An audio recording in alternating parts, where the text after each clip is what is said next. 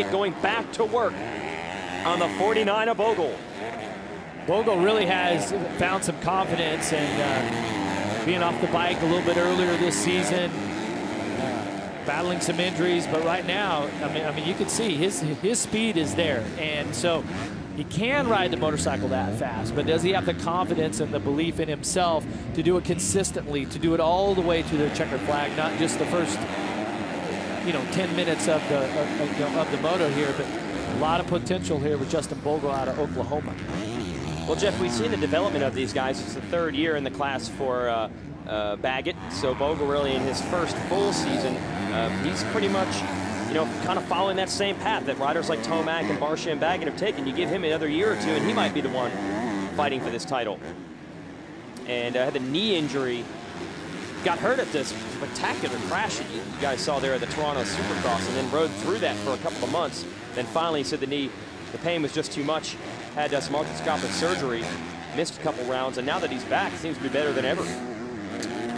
No doubt that the pace of the team and the success of the team this year, these guys are all really, clicking and working good together.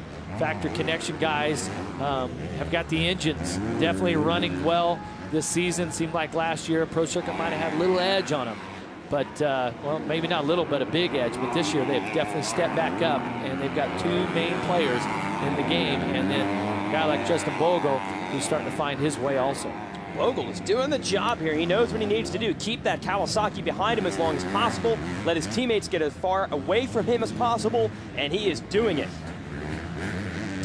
Holding off Baggett. Here we go. We've about 20 minutes left to go in this moto, so still quite a bit of time for Baggett to do what he does, which is, typically about the halfway point is when 9 times this year he's just clicked it on and went ahead and won the moto.